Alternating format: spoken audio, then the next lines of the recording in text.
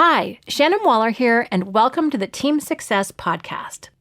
Last time I talked about the importance of selling backstage, taking your fabulous communication skills that you use with clients and customers, and in fact, looking at your audience backstage, your team, in exactly the same way. Well, that leads directly to delegation, and that's what we're going to focus on today. Steps and ways of thinking to have really effective delegation, because all of us delegate. We communicate with other team members, especially if we're owners or leaders in the organization.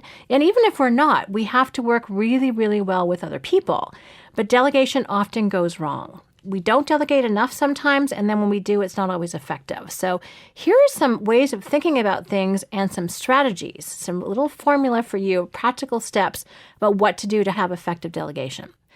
Before we get to that, though, I want to talk about what can stop us from delegating, and there's really a couple of key things. Number one is the mindset that I can do it better myself. We call this being a rugged individual. And I used to think that this was a characteristic just of owners of companies. Oh, I was so wrong. Some of the team members I work with actually should have had their picture next to the description in the dictionary or in the encyclopedia. They were the poster children for being rugged individualists. And what's interesting is, in our own area of capability and interest and passion, we are the best person to do that. But guess what? That circle is actually fairly narrow of things that we should be doing and that we're best at doing. When we go outside of that and we keep doing more and more and more, we reach the limits of diminishing returns.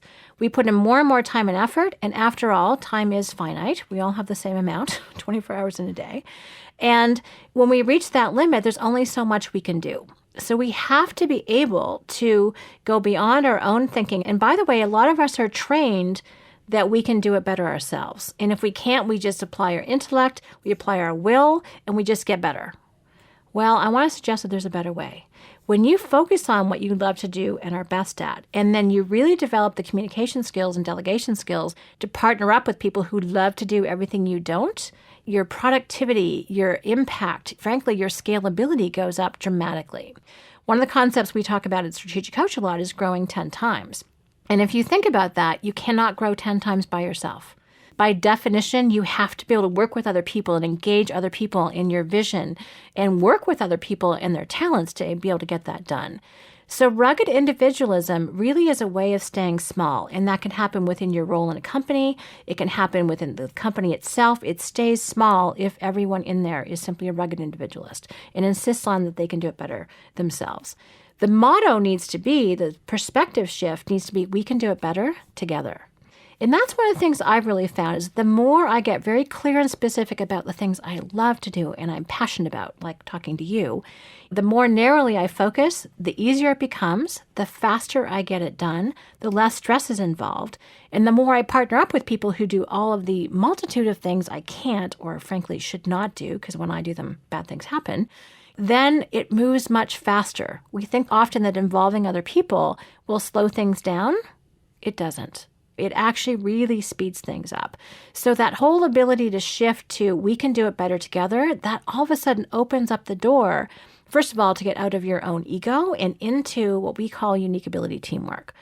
But to be able to do that well, first of all, you really have to appreciate that other people have great and successful talents that, when partnered with yours, can make the entire picture bigger and better and brighter and make your future bigger and brighter and better. So really coming from the context that you have one skill to add, but so does everybody else, that is absolutely vital. If you don't have that perspective, delegation almost always will go wrong.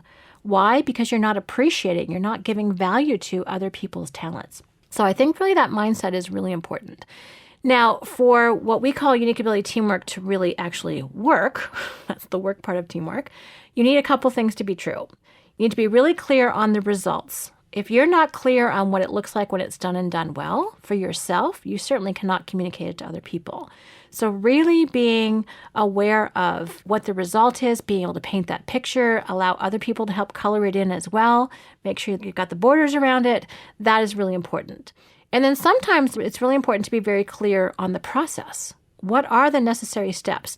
I know for me that I know a few of the steps. A lot of my team members are much, much better at coming up with the specific detailed steps than I am, so I actually usually lean on them for that. But I can be aware that this, and this absolutely needs to happen. And then they're like, great, and guess what? 15 other things also need to happen to make this work. I'm like, great, I trust you on that. Clear communication, we're going to talk a little bit about that today. And then what's important to delegation is that you, again, are doing what you're best at and not dabbling in areas that you shouldn't. I want you to think about one circumstance where you did something where you thought you had to do it, but you had absolutely no passion, interest, or skill. Well, first of all, you probably procrastinated as long as possible. So what originally was a task goes a little bit longer to be kind of a mess, and then all of a sudden turns into a crisis because you put it off so long. Raise your hand if that's ever happened to you. My hand's up. So that's one thing that happens. The other thing that happens is when you do it, it takes you a lot longer than someone who really is skilled at it. I know when I try to do certain activities, it takes me forever because frankly, that chip was not factory installed. Let me just put it that way. One of my colleagues can come into my office and look at the same situation or pile of paper or whatever it is, and all of a sudden, boom, they know exactly what to do with it. I love that teamwork.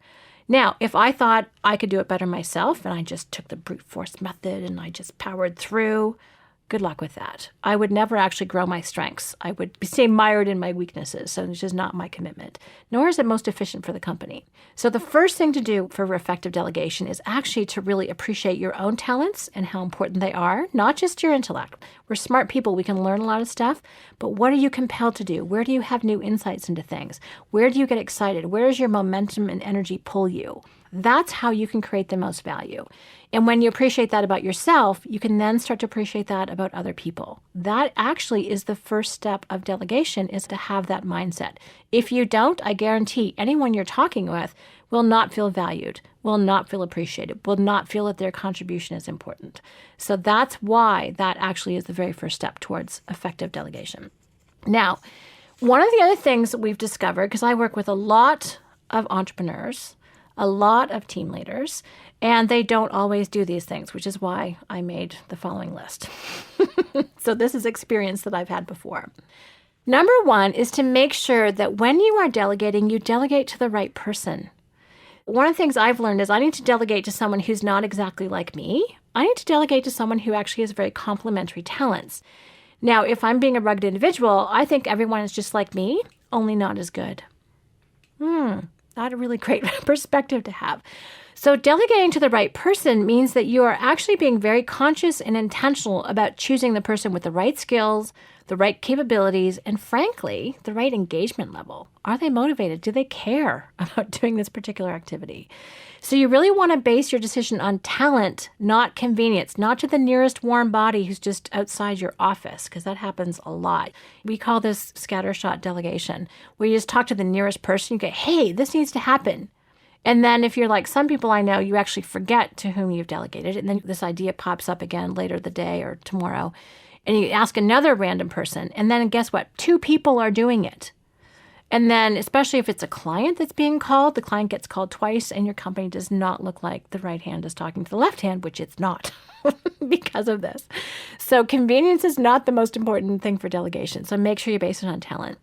Next, as I talked about with clear-cut results, you want to be really specific about the result you're looking for. So this means clearly communicate what it looks like when it's done and done really, really well. I love the analogy of painting a picture. The whole perspective about where are the lines, where are the borders, what are the different colors we need to put in place here. Really create an image of people's mind. I don't care if you're creating a CRM that has these capabilities to collect client data and then make it useful and spit it back out again, or if you are actually creating a new design product, or if you're creating a new marketing brochure or a new phone system. What does it look like when it's done and done well? How can you actually really flesh it out? And it's interesting because I always think I have a fairly clear picture, but every single time I've had a conversation with a team, whomever, about it, I get clear out of that conversation. They'll think of things I haven't thought about. They'll think of efficiencies I didn't even know could exist. I know I always usually have about 3 or 4 key features of whatever project it is that are really important to me, and that's it.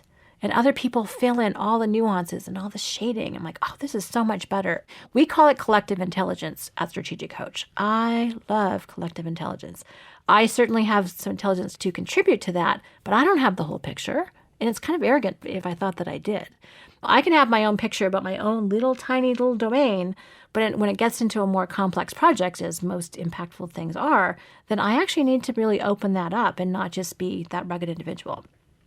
Next thing is to really establish the time frame. This is vital. I know for me, I'm a fast-paced person. I do things quickly, unless I don't. I like things to move. I like them to have a sense of urgency behind them. And to my mind, if something takes longer than I think it should, I find a bypass. I find another way to do that. Well, I've learned not everyone else thinks the same way I do.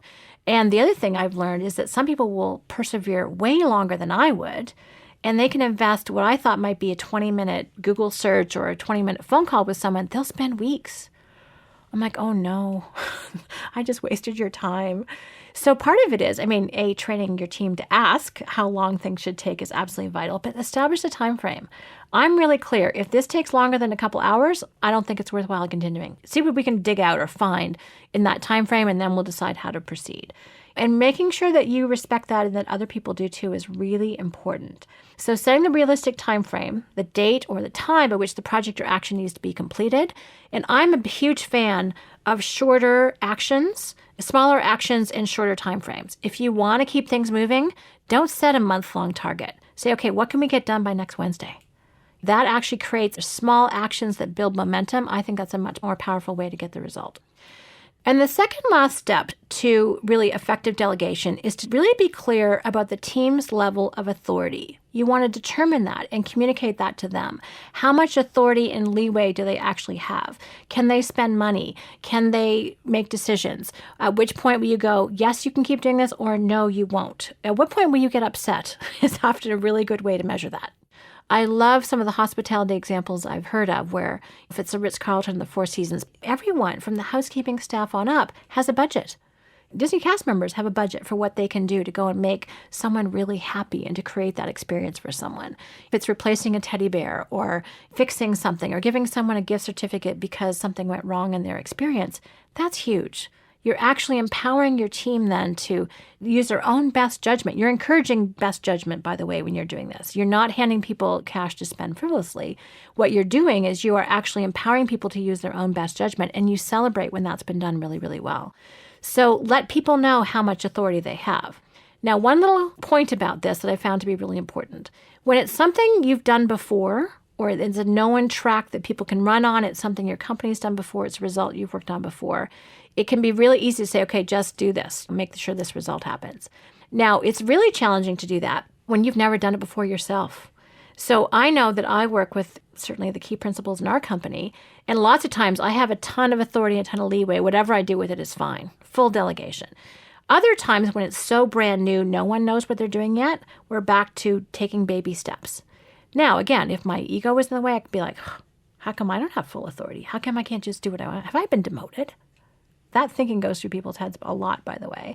It's like, no one just knows what they're doing yet. It would be pointless to delegate the whole thing because we don't even know what it's supposed to look like yet. So be really articulate with other people, especially if this is a new thing. You're like, you know what? I'm still feeling my way. I'm still learning. I haven't made a decision yet about what the final result looks like. So let people know how much authority they have and how new it is for you or how sophisticated it is for you in terms of how well you know that end result. That is a very important distinction. And the last thing is to track progress and be available. If I hear a frustration from team members all the time, is that the person didn't delegate, they abdicated. They just said, here. Or they did what we call a drive-by delegation. They just threw it at the person and ran. maybe without a sticky note on it. So let people know what kind of feedback you want. Do you want a dashboard? How often do you want to hear about it? How much detail do you need? Please don't micromanage. I hope you know that doesn't really work. But let people know that open communication and closing that communication loop for you is really important. And I like to know when things are done. Now, there's certain activities in my world, particularly administrative, that whatever someone else does with it will be much better than what I do with it. But if it has to do with a client, I always want to know, were they happy? Did it get taken care of? What was the final solution? I never let that go because that is what is absolutely most important to me. Because that relationship to me is absolutely paramount about really making sure that that client has the absolute best first-class experience they possibly can. So I want to make sure and I want to know what happens. I don't want to be in the dark about that. So everyone that works with me knows that. And I'll say, please close that loop for me so I know. I'm also trying to be available. Now, I travel a lot, so that means texting, that means email, that means I'm not blowing people off. But that way I can say, if someone gets stuck and say, oh, we'll try this or call so-and-so. So I can help problem solve. I've learned that I'm really good at the beginning, the middle, and the end. That's it. One step at the beginning, one step in the middle, one step at the end. All the other interim steps, for example, if the process has 12 steps, I should be involved at 1, 6, and 12. That's it. Other people are much better at knitting everything else together. But I'm really useful in that middle step to help problem solve. Sometimes projects get off track. They reach breakdowns.